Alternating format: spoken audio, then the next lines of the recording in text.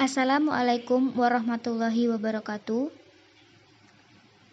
Kami dari kelompok 2 akan mempresentasikan hasil diskusi dari kami, yaitu dengan tema Seni dalam Pendidikan, yang beranggotakan saya sendiri, Siti Solekah, sebagai moderator, Adinevi Carelita, Dira Aulia, Rizky Robi Itsam, Satria Askia, Taufik Hidayat, Windu Setiawan, dan Zarisa Fitriana.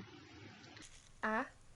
Pandangan kelompok esensialis dan fragmentisme. Pada saat perkembangan seni menjulang jauh, dengan berbagai karya-karya masterpiece, beberapa ahli kemudian mengakui bahwa ternyata karya seni mempunyai isi filsafat dan misi tertentu perupanya. Isi tersebut mampu dideteksi sebagai buah pikiran, perasaan, gambaran, imajinasi, serta ide yang mampu mengunggah munculnya pikiran positif orang lain. Lanjutan, seperti karya-karya seni lukis dinding di beberapa gua, Altamira, Leangle, serta yang lain, ataupun piktograf yang ada pada dinding piramid yang dibuat zaman kerajaan Mesir kuno dan orsel yang dibuat pada masa kejayaan Cina purba. Ternyata jika dikupas, ini mengandung isi yang padat. Misalnya, 1. Tingkat penguasaan teknologi, 2. Sistem sosial kemasyarakatan, 3. Bahasa, 4. Sistem mata pencarian, 5. Kepercayaan. Selanjutnya, manfaat karya seni. 1.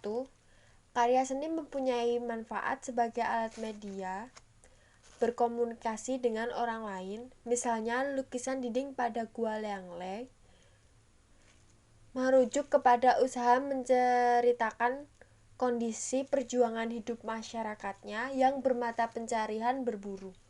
Kedua, para pragmatisme, pendidikan, filsafat, psikologi, memandang seni bermanfaat untuk pendidikan dan dimasukkan ke dalam kurikulum pendidikan dengan berbagai latar belakang. Ketiga, ternyata lukisan anak sebagai simbol visual yang mempunyai makna ganda tidak hanya sebagai simbol perwujudan bentuk, namun merupakan keinginan yang diwujudkan di dalam figur dan gambar simbol. Kesenian Indonesia.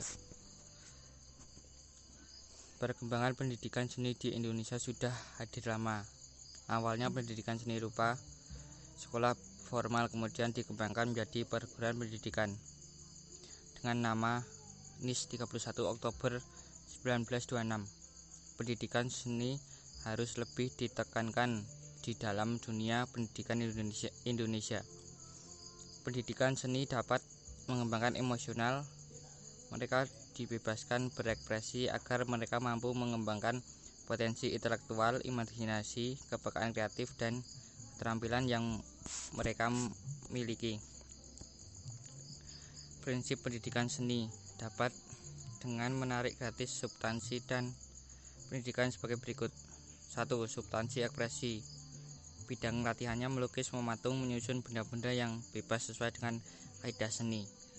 2. Substansi kreasi. Diartikan penciptaan adalah membuat rancangan reklame atau slogan bergambar, menerjemahkan wacana, mendayagunakan limbah menjadi benda pakai, kursi dan meja yang banyak menurut ide dan kelayakan tampilannya.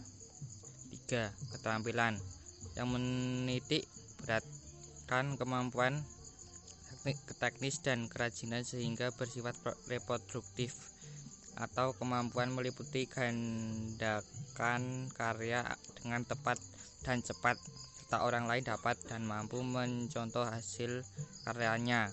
Misal, keterampilan tangan dan menganyam mengukir. C. Manfaat belajar seni bagi anak.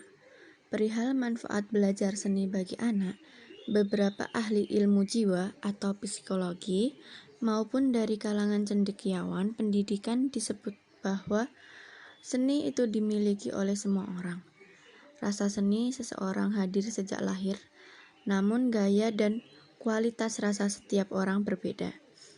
Ketika seseorang bersolek di depan cermin, dia menata rambut dan membenahi baju agar terasa nyaman dan indah, merupakan contoh kesenian. Keinginan bersolek mempunyai arti ganda, tidak saja memenuhi tuntutan keamanan sebagai proteks tubuh, melainkan juga mengungkapkan rasa keindahan kepada orang lain agar tertarik olehnya.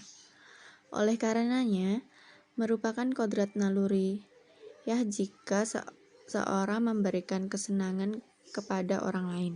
Jadi, setiap orang melakukan berseni, baik sadar maupun tidak.